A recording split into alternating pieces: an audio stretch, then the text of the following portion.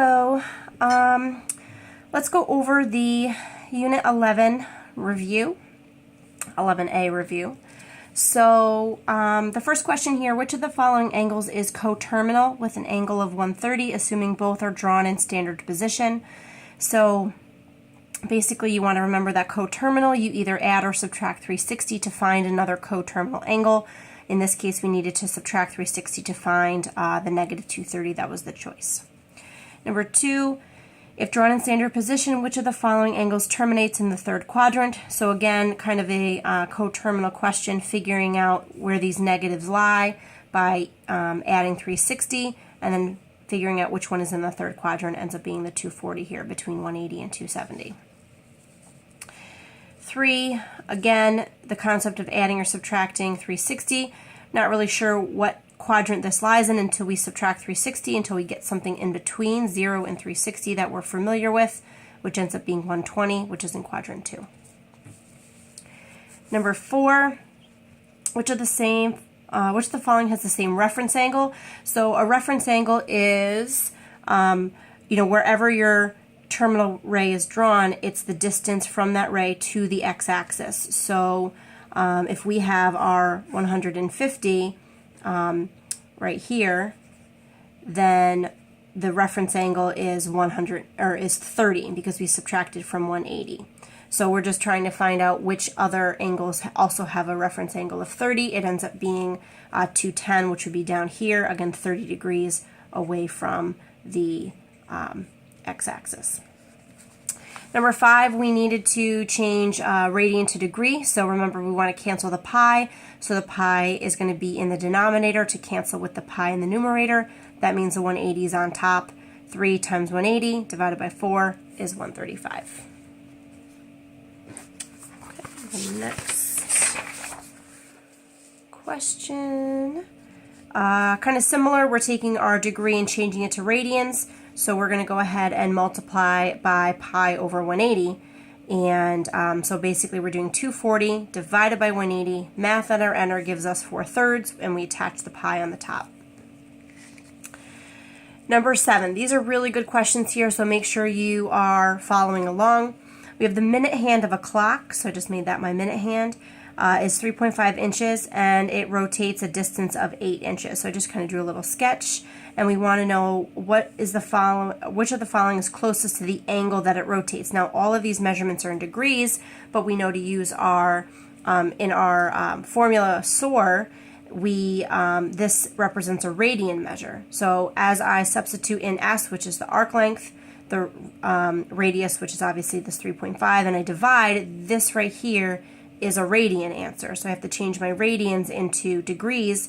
So I'm going to multiply 16 over 7 times pi over 180. We want to actually use the pi. Don't keep it as a symbol like we did up in the other one. You're not going to just do 16 over 7 divided by 180. You're going to multiply and divide to get 131. All right, number 8, a goat is attached to a 12-foot leash. Pull tight and rotates an angle of 230. Again, this is an issue. We have to change the 230 into a radian. So we're going to go ahead and multiply by pi over 180. In this case, I left it this way. If you wanted to change it to a decimal here, you could, because we're just, again, estimating the closest. I just left it that way for this one. But the point is you can't put 230 in here and times it by 12 because you're not going to get your answer. Number 9, a point lies on the unit circle whose x-coordinate is 1/4. If the point lies in the fourth quadrant, so I drew this according to the fourth quadrant, then which of the following is the y-coordinate? So again, I use my x, which is cosine. Cosine is adjacent over hypotenuse. So as I drew my triangle in the fourth quadrant, again like a bow tie, I took my theta here and I did adjacent leg divided by the hypotenuse. So I just took that fraction and I was able to label these two sides. I then went ahead and used my a squared plus b squared equals c squared, my Pythagorean theorem, to find that this other leg length was the square root of 15. Then if they want the y-coordinate is our sine, and our sine is opposite, which is radical 15 over hypotenuse. However, we need to make sure that we are thinking about all students take calculus. if you can see that. Because in quadrant 4, cosine is positive, which again they told us already, we knew, but sine is negative in this quadrant. So that's why that is that answer. We're lucky they didn't give us a positive option to potentially get tricked or tripped up by that, but that's what we want to make sure to do if this was a short answer question, to always make sure we're giving the correct sign on the answer for the quadrant that we're in. All right, this next one here.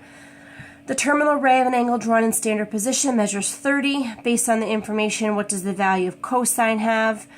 So in this case, remember cosine, all students take calculus. So if we have our 30 degrees here, and this is our radical 3 over 2 and our 1/2, we should also know that 150, which is also has a reference angle of 30 degrees, should have that same value, except because now we're in the second quadrant, our cosine is now negative.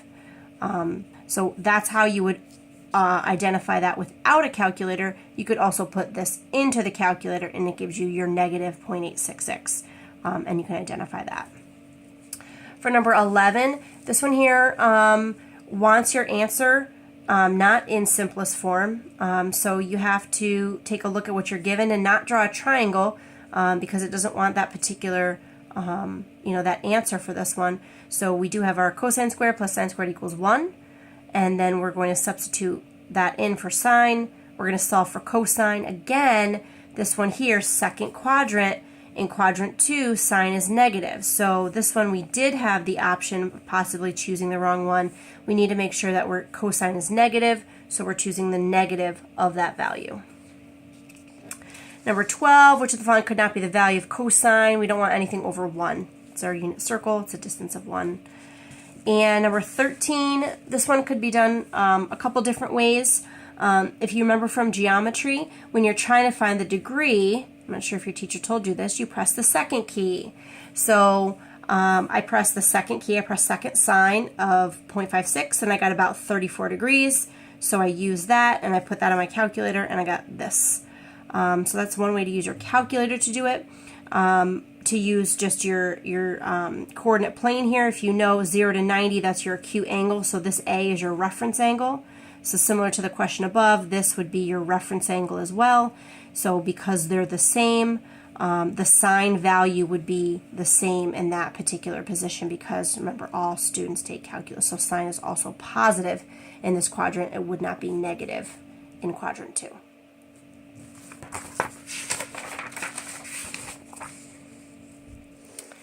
Number 14, just a substitution question. You're taking this pi over 4, substituting it in for x. That turns into a half pi, and I just put the whole thing in the calculator to get the 18.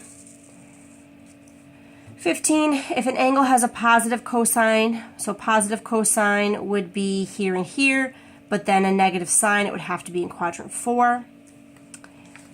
Skipping a little bit here, 23, which of the following is closest to the tangent? Remember that this is cosine comma sine, and tangent sine over cosine, so we're just dividing the two values to get choice 3.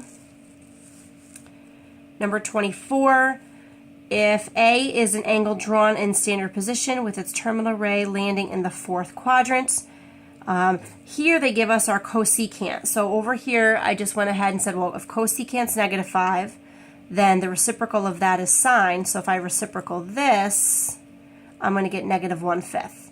And that's going to allow me to go to either my Pythagorean theorem, or I can go ahead and go to a triangle. So that's up to you whether you want to use your Pythagorean theorem this way, or you want to do cosine squared plus sine squared equals 1.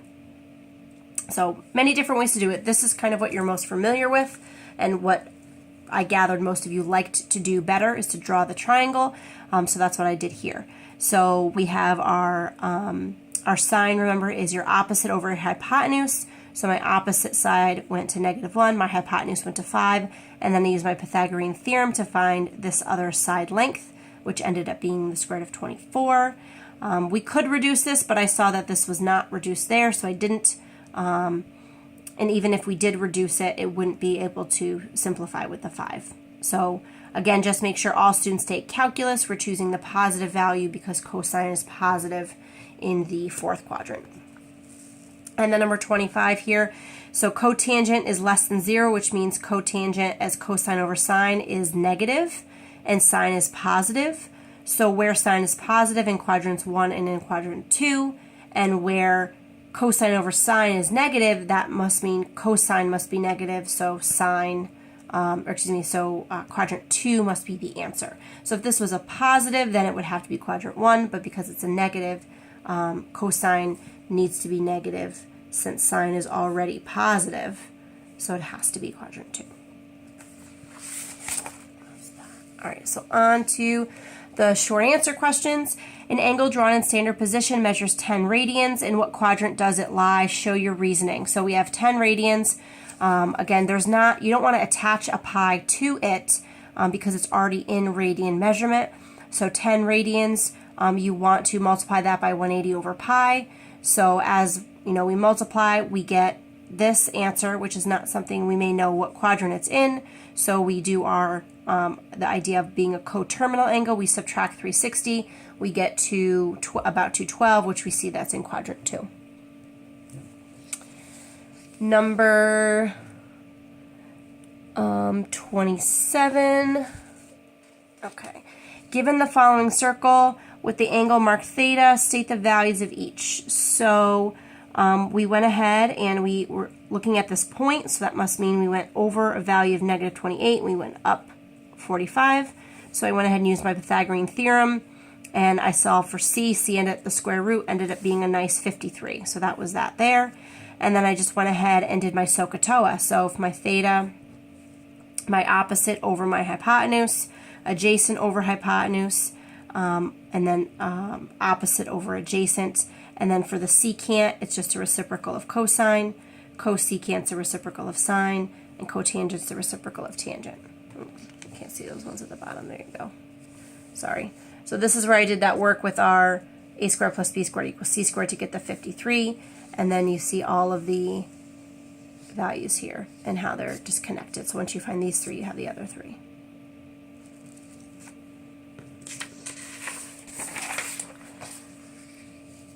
And our last page here, number 28, in the circle shown below, we have AB is going to be 30, and the length of the minor arc, so again, minor, smaller arc from point A to point C, so not point A to point C, but minor arc point A to point C, is 40. Find the exact measure of the marked angle B, this guy here, in terms of radians. So the first thing you have to make sure you know is that A to B was 30. So the radius is what we use is our 15. So we had to go ahead and find that in radian measure. They want it in radians, and that's what we get it in. So that was nice that they wanted it that way. If they wanted it in degrees, we'd have to then convert that to degrees.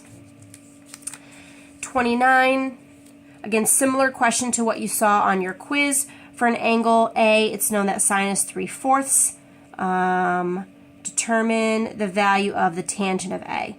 So let's see. So we have our, I determined that it was in quadrant 2 because sine was positive and cosine was negative. So that's how I knew how to draw this in quadrant 2. Sine is opposite over hypotenuse, so I have my 3 over 4. And then I used my Pythagorean theorem, or I could have, with just these values, a squared plus x squared equals c squared. And then, or I could have done this over here with our sine squared plus cosine squared equals 1. Either way, we would still get a adjacent side of negative 1/7.